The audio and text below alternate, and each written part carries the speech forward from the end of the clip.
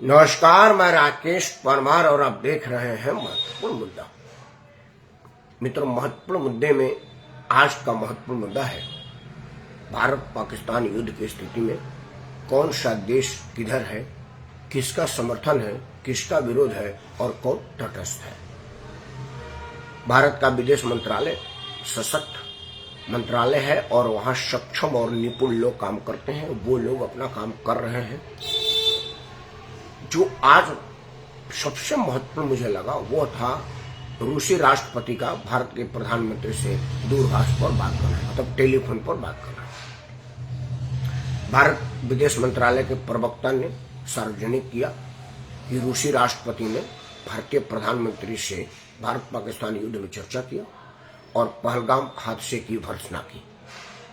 उसके आगे बढ़कर के रूसी राष्ट्रपति ने भारत के प्रधानमंत्री को सुझाव दिया कि आप पहलगाम के जो अपराधी हैं उनके अलावा जो उनको सहयोग कर रहे हैं उनका भी सजा में निर्धारण किया जाए, उनको भी सजा मिले। आदरणीय प्रेरणा दीदी जी को सादर प्रणाम। आज मेरा महत्वपूर्ण मुद्दा बहुत महत्वपूर्ण हो जाता है इसी पर कि यह दायरा कितना हो, क्योंकि रूसी राष्ट्रपति ने तो यह सोच करके कहा होगा कि भाई जो पाकिस्तानी आतंकी और पाकिस्तान को समर्थन कर रहा है उनको भी सजा दिया जाए, मतलब बाहरी मुल्क की बात कर रहे होंगे। या रूसी राष्ट्रपति भारतीय लोगों की बात कर रहे हैं, यह अभी स्पष्ट नहीं हुआ है। लेकिन रूसी राष्ट्रपति चाहे जो कहे, मैं रूसी राष्ट्रपति के इस बयान से अत्यंत उत्साहित हूं और भारत के प्रधानमंत्री को अपने तरफ से सुझाव दे रहा हूं कि यह मौका है कि आप पाकिस्तान के आतंकी और उनके समर्थकों को भी एक साथ निपटाने का प्रयास करें। दो चार नाम मैं आपको रख देता हूं। चर्चा करने लगूंगा तो यह संख्या पाकिस्तान के जनसंख्या से ज्यादा हो जाएगी। 15-20 मिनट के कार्यक्रम में मैं कितने लोगों का नाम रखूं, मैं कहता जाता हूं, आप सब समझते जाइएगा। मित्रों, पहलगाम हादसा हो गया, वो अब इतिहास है, वो सब लोगों को पता है। पहलगाम हादसे के बाद तुरंत घंटे के अंदर जो विक्टिम थे, जिनको गोली लगी या जिनके परिजन में गोली मारी गई, वह सब लोग चिल्ला करके बिलख करके कह रहे थे कि पहले साइड में खड़ा किया, फिर धर्म पूछा, फिर गोली मारा। बाद में पुलिस ने जब बॉडी को रिकवर किया मृतकों का, तो कहा कि सबकी पैंटें उतारी गई थी। अब देखिए, यहां से दोगलापन का परिचय, देश में जो द्रोहियों को पहचानने का आपको बात बताता हूं। समाचार चैनलों पर मोदी के विरोध में अंधभक्ति के कगार पर देशद्रोह के एक्सट्रीम सिचुएशन पर पहुंच गए लोग, करके नहीं, धर्म नहीं पूछा था। कुछ ने कहा कि नहीं, ये चुनाव को ध्यान में रखकर किया गया है, पाकिस्तान ने बिल्कुल नहीं किया है। यही सबसे बड़े अपराधी हैं। और कानून में भी, मैं कानून का छोटा मोटा विद्यार्थी हूं। देखिए, मैं दिल्ली में बैठा हूं, घटना पहलगाम में हुआ है। समाचार चैनलों पर मिले खबरों के अनुसार मैं अपना विश्लेषण दे रहा हूं। अगर मैं कहूं कि यह पाकिस्तान ने ही मारा है, तब भी मैं दोषी हूं। अगर मैं कहूं कि यह पाकिस्तान ने नहीं किया है, तब भी मैं दोषी हूं। क्योंकि मुझे कैसे पता चला? अभी तो यह जांच हो रही है, अभी एनआईए जांच कर रही है, भारत की खुफिया एजेंसी जांच कर रही है। पुख्ता सबूत और पुख्ता प्रमाण तो अभी देश के सामने आया ही नहीं है।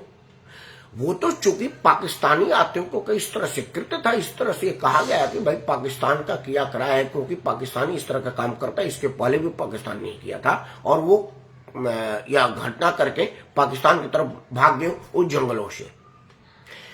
लेकिन मैं यह दावा करके नहीं, पाकिस्तान ने बिल्कुल नहीं किया था, मतलब मुझे जानकारी थी कि किसने किया है, तो सबसे पहले तो मुझे गिरफ्तार किया जाए कि मैं किस हैसियत से कह रहा हूं कि नहीं, पाकिस्तान ने नहीं किया है, या चुनावी वजह से हो रहा है, या यह मोदी का प्रोपेगेंडा है।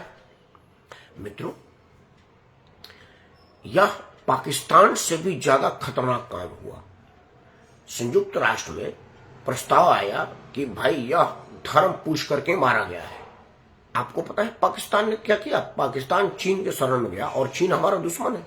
चीन के पास संयुक्त राष्ट्र में जवाहरलाल का दिया हुआ वीटो पावर है।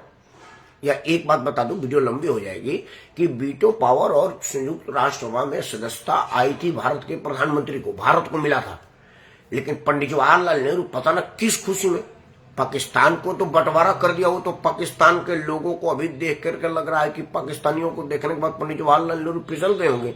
लेकिन क्या वो बंद आंख वाला भी उनका शौक था? इस इंटरेस्ट के भी आदमी थे क्या वो? मैं समझ नहीं पा रहा हूँ। कोई अगर कहीं बंद आंख में भी उनको इंटरेस्ट आ रही हो, क्योंकि पंडित जी की तो खुली हुई आंखें होती थी। लेकिन किस उद्देश्य उन्होंने चीन को दिया, ये पंडित जी बताएंगे, और पंडित जी जा चुके हैं। और नर्क में कौन जाए पूछने के लिए कि पंडित जी कैसे की, हम वहां छोड़ देते हैं। चीन के पास अभी वीटो पावर है। पाकिस्तान ने भारत के विपक्ष के नेताओं का ट्वीट दिखाया कि देखिए, यह वहां के लोग कह रहे हैं कि यह पाकिस्तान का काम नहीं है और इसमें धर्म नहीं पूछा गया है। चीन ने भारत के नेताओं के बयान के बेहाफ पर कहा है कि जिन लोगों को गोली मारी गई है वो भारतीय थे, और भारतीयों ने ही कहा है कि धर्म नहीं पूछा गया है।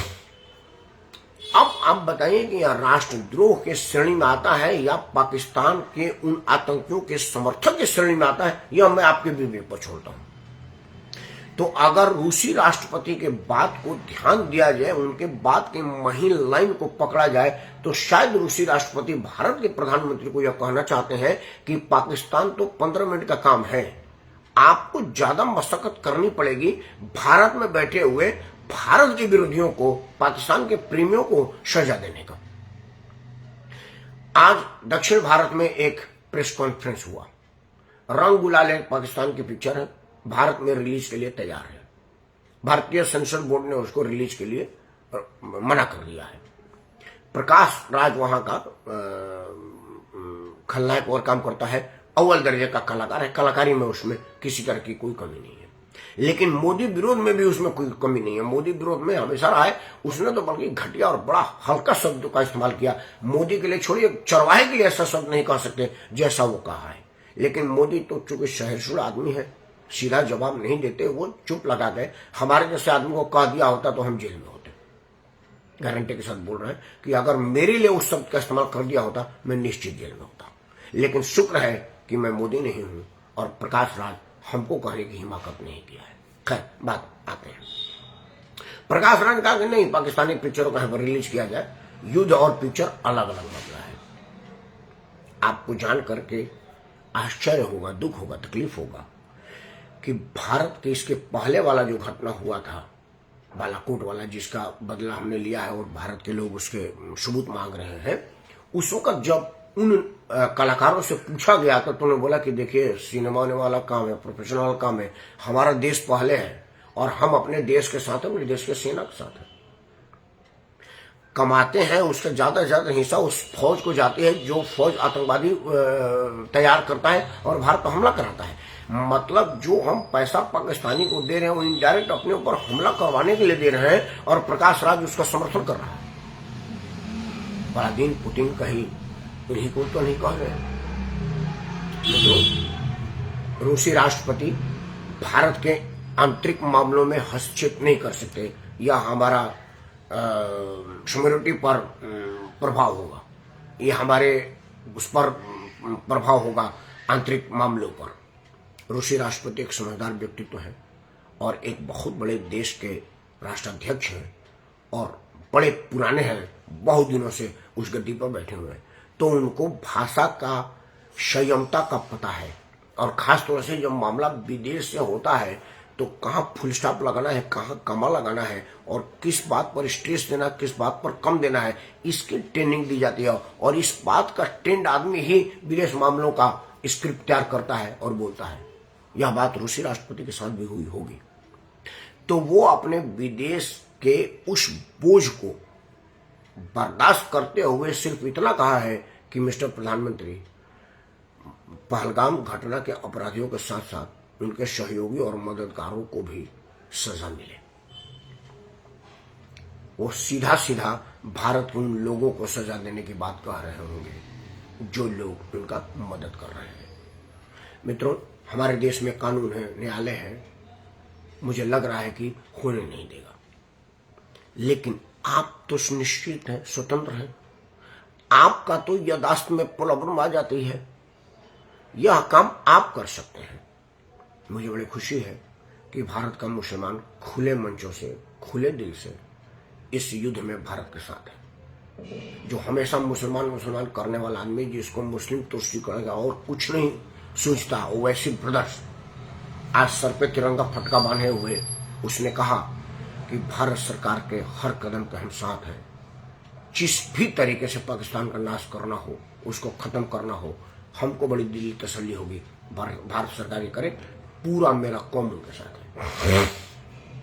जम्मू कश्मीर का अब्दुल्ला परिवार जो शुरू से ही पाकिस्तान राग लगता आया है, फर्क अब्दुल्ला हर बार कहते हैं कि भारत पाकिस्तान की समस्या तब तक समाधान नहीं होगी जब तक आप पाकिस्तान से राय नहीं लेंगे।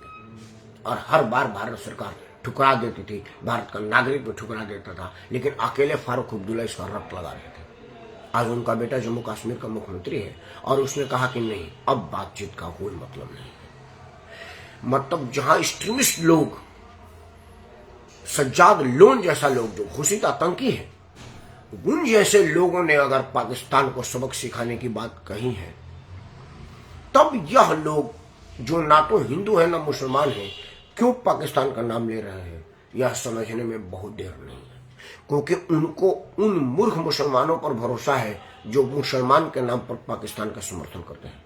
आज भी है सोशल मीडिया पर, तो खैर बहुत ज्यादा अनसोशल खबरें आती हैं, उस पर भरोसा नहीं किया जा सकता।